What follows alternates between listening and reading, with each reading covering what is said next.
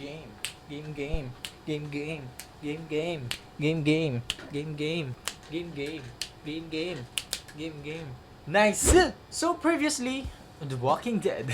So, previously lang is nag-unbox tayo and nag-review tayo about kay REALME 3. Yan. Ayan po si REALME 3. Ayun, no? Si Notch na yan. Yan, alright? So, hindi nyo pa napanood yung unboxing ng review natin about sa kanya, please, pakiclick mo na yan, no? Ayan, no? Sa taas, para at least, diba? Para at least may idea ka kung anong meron kay REALME 3. Kasi for today's video, guys, is mag-gaming review tayo about sa kanya, and pati na rin yung performance ng battery. Pero kung naku-curious ka pa rin kung anong meron sa kanya, so this is the, quick specification lang. So, this is a inch display, guys, na merong 720p by 1520 resolution. Tapos running Android 9 Pie na rin siya. And then of course, meron tayong fingerprint sa likod. And pwede natin ma-unlock itong phone na to through face detection din. Parang ganito, oh.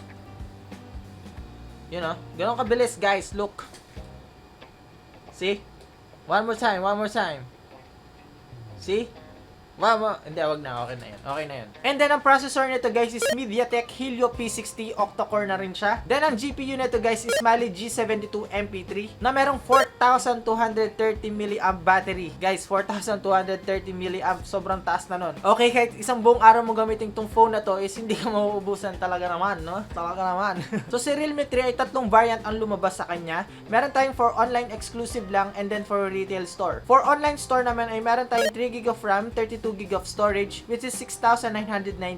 Tapos for retail store is 3GB of RAM, 64GB of storage, 7,990. And yung hawak natin ngayon is yung 4GB of RAM, 64GB of storage, which is in 9,990.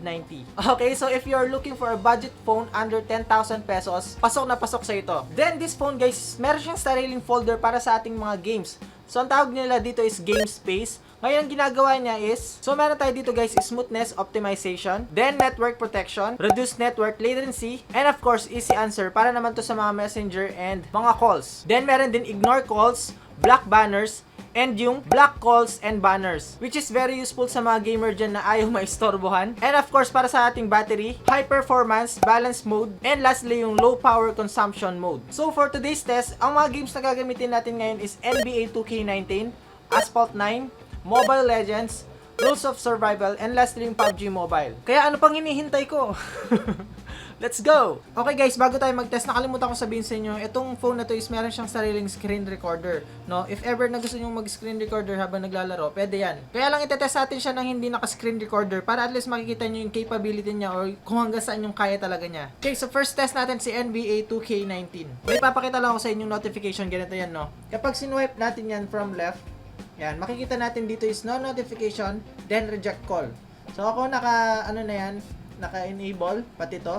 And then guys, pwede rin natin i-activate yung play AFK. So ang gagawin niya lang is ilalock natin yung screen natin, no? Para walang ibang makagamit. Ngayon ginagamit to, for example, na si CR ka, ganun, nung gusto mo umihi. Ilalock niya yung mismong screen, tapos kapag, yan nga, pag bumalik ka na ulit, so click mo lang ulit yan para ma-unlock siya. Then of course, yung screenshot, then yung sinasabi ko sa inyo, yung screen recorder. And then we can actually reply sa mga nagte-text sa atin, no? Like messenger and messages. So pag kinilik natin yan, ang mangyayari dyan is yon, may lalabas na bagong window. So pwede natin i-check kung sino nag-text and pwede rin tayo mag-reply. For example, si Vivo, yan, sabi niya, "Hi Christian, you know that is available na for pre-order." Okay? So kahit sa text na nagpaparamdam si Vivo, ha? Vivo, ha? Baka naman Vivo. Nauna na si REALME, oh. Nauna na. Isa sa mga nagpapalag sa atin sa NBA 2K19 yung clove simulation. So, try natin yan off. Pero high pa rin lahat yan. Then, let's see kung kaya niyang i-handle. So, as of now, wala pa ako nakikitang lag. So, kaya niya yung high settings, guys. NBA 2K19, high settings. Boom! Pochi!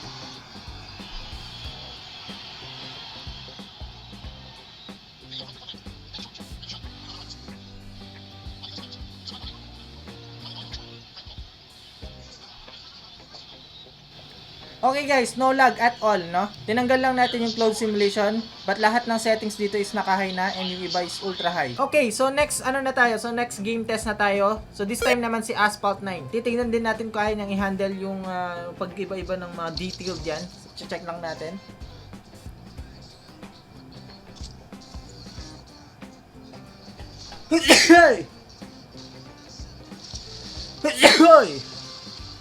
Alright. Nandito tayo sa mismong game.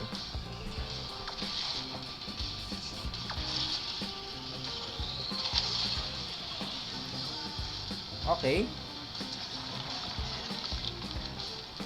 So as far as I can see, wala naman. So wala naman ako nakikitang lag sa kanya. So you can play ASPHALT9 sa REALME 3.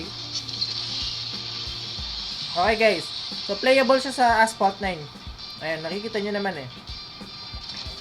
Ayun, paikot-ikot pa oh. Isa pa oh. Saka natin nitro yan oh. Yun oh. Saka natin patapusin yan oh. Bam! Okay guys, approve tayo sa ASPHALT9. Let's proceed sa mga online games. Okay, so simulan na natin yung online game natin kay Mobile Legends, kay ML. So antayin nyo guys yung ano natin dyan yung meron tayong gameplay dyan. Antayin nyo na lang. Magtuturo ako magko-coach ako sa inyo kung paano maglaro ng Mobile Legend in the right way. Okay guys, so nandito tayo sa mismong game. So pupunta lang ako ng settings, pakita ko lang sa inyo yung settings natin. So sige, on natin lahat yan. Camera height, high natin, tapos vibration on natin. High quality display guys. Meron tayong high quality display dito guys, so naka-on na rin siya. Shadow on, damage text on, colorblind mode on kasi sorry, colorblind ako eh. Pasensya na. Okay, so colorblind, then wait lang, nag-ano ako dito eh. Then high frame rate mode, naka-on na rin. Graphics natin high, tapos yung speed mode naka-on na rin yan. Hindi ko naman para saan yan. So kung makikita nyo guys, ayan napakagaling oh. So any lag guys, wala akong nakikitang any lag dito or any frame drop. So napakaganda, napaka-cute. So kung kayo nagbabalak bumili ng budget phone na pwedeng yung NBA2K19, pwede yung ASPHALT9, pwedeng Mobile Legend, pasok na pasok to sa'yo, alright? Patayin lang natin si Laila.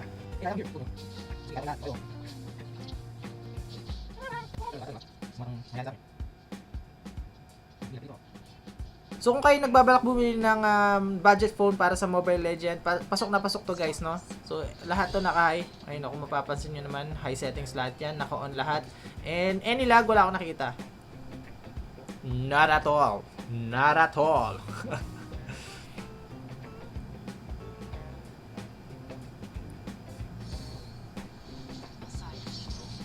Yeah, sige, patagalin lang natin ng konti. Papatayin ko lang to. Kala mo kahit tanker ka, kaya tapatayin. Hindi mo kaya. Okay. So, proceed tayo sa rules of survival. Okay guys, so proceed na tayo sa rule of survival. So, papakita ko lang sa inyo, yung settings natin dito. Okay, settings natin is excellent. Then, FPS natin is ultra. Then, shadow, ultra din. Then, resolution is ultra din. Then, vivid. Tapos, from classic, gawin natin siyang ultra. Then, let's see kung kaya natin, no? So, check natin kung kaya ng REALME yung rules of survival sa lahat ng ultra na. Ultra. Okay guys, so as you can see yan, nung napapansin nyo is nasa ultra tayo. Meron tayong dito, sun rays na nalalaman pa. So, medyo malag lang ng konti. Tanggalin ko nga ito. Ano ba ito? May ganito pa. Okay, so let's see yung performance ng rules of survival pagdating sa ultra settings. Yan. So, meron na akong nakikitang medyo lag sa kanya. Hindi na siya masyadong playable. Pero, sige, kailangan natin ituloy ito para malaman natin. Parang may nagpipicture doon. Ba't ganun? Ganito. Yan. Kung mapapansin natin, medyo, na tayo medyo may konting delay na sa, natin, sa controls. Go.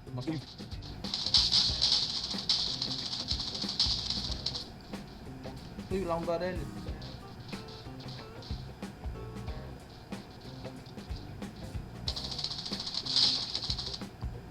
Right. Tatlo na. So, meron din tayong dito, meron din tayong shadow. Hey. Gi-explain ako dito eh. Okay guys, so this will be the last test na gagamitin natin ng PUBG Mobile. So let's see kung hanggang saan yung kaya niyang settings guys. So as you can see, wala tayong shadow dyan. Okay, and wala tayong lag na nakikita. So try natin i-set yan. So graphics, then okay, so gawin natin siyang ultra, then realistic. Naka HDR na rin siya. Then okay na natin and apply. So as you can see guys, ayun na siya. Meron na siyang shadow and wala pa akong masyadong nakikitang lag. I'm not sure sa mismong game. So let's see kung kayang-kaya ng PUBG Mobile yung HD and then FPS natin is Ultra. By the way pala guys, kung napapansin yung edge natin, 'di ba? Notch to. So kung gusto niyo mapalitan 'yan, punta lang kayo sa settings ng phone natin mismo. Tapos doon niyo siya i-set, no, yung display settings. Kala mo tingnan mo ang binaril kanina. So ano Sino pa? Sino pong magtatangkang patayin ako? Ouch, ouch, ouch, ouch.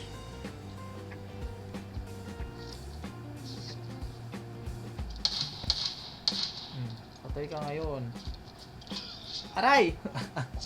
Sino yun? Okay guys, so as you can see, kayang-kaya naman niya. No? Kayang-kaya ng PUBG Mobile yung settings natin into HD. Tapos ang frame rate natin is Ultra. Guys, surprisingly, okay? So hindi siya umiinit talaga, no? Hindi siya uminit ng umiinit, no? Mainit siya pero hindi siya yung talagang mainit na mainit. Ano, puro init. Umiinit na ulo ko. Okay, comment ko lang kay Realme 3 is wala.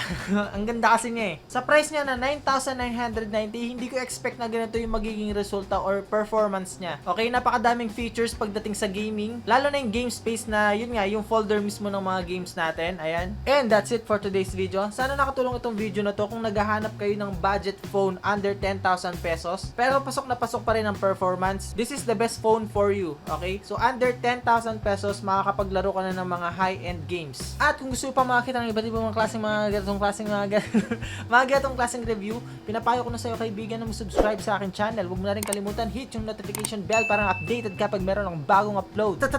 Time! Hanggang sa muli nating pagkikita.